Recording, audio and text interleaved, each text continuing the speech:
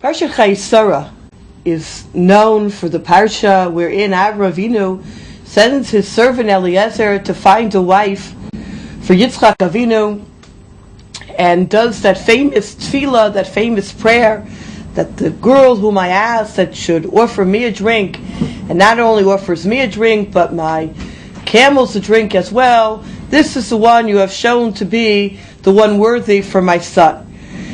3 questions that I'd like to ask, 2 very general, 1 very specific on this parsha, on this particular story.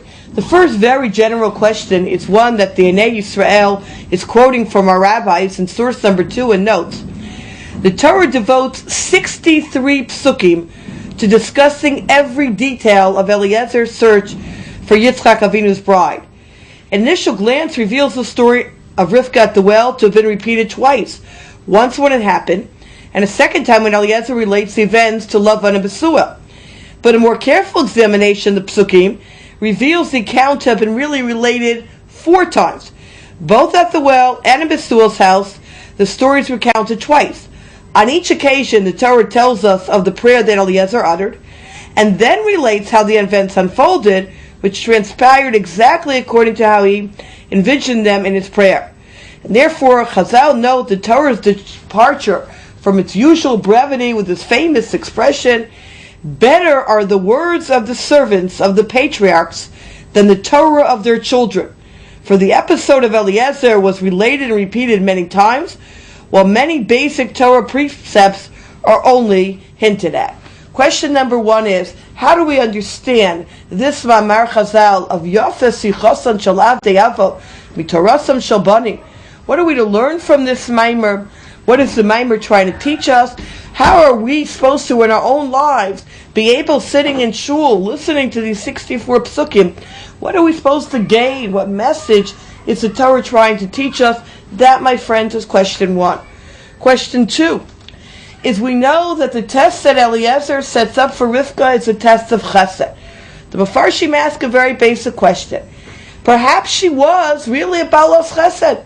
Perhaps she was ready, or she was a person who was ready to give over her water.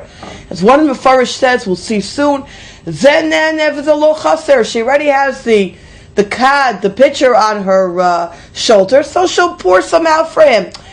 Does that show that she's ra'ui to be in the house of Avraham Avinu? Okay, it shows that she's not a bastom, where she's not stingy. But is it enough just to look for 1 midah, and from that 1 midah, we know that she's ra'ui to be one of our imals, one of these great women matriarchs whose chus we use until today? Why was this a sufficient test? That's question number 2. Question number 3 is a very technical question. It's a very interesting medrash. If we look at the text, which is source 24a, the Torah tells us in verse 19, when she finished giving him drink, she said, "I will draw water even for your camels until they have finished drinking."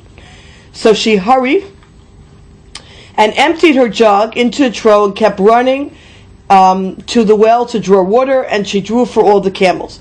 This is what we find, that the process of drawing water for all the camels, that she mamish had to lishov mayim, she had to draw water. But it's interesting that when she comes to the well for the first time, and this is in source number 16, the Torah tells us, the underlying part, she descended to the spring, filled her jug, and ascended.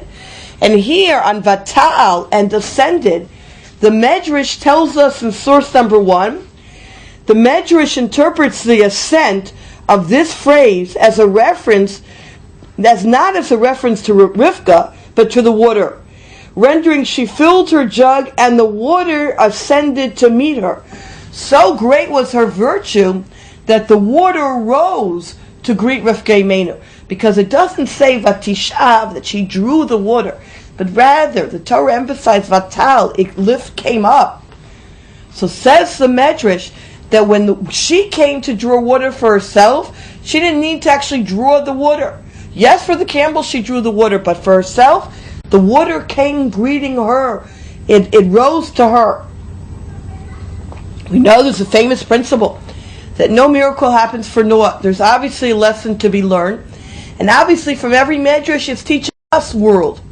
What can we learn for our lives?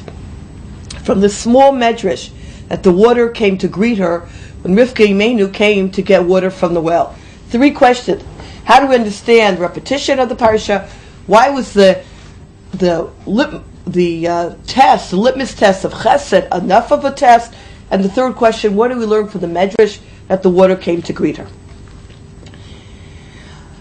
I'd like to understand this section really on 2 levels. The first level with a 1a and 1b, and then level 2. Level number 1 will begin with a very, very powerful insight. The way the Rav Wolbe in Shirei Chumash understands this concept of Sichaton Shel Adei Avot.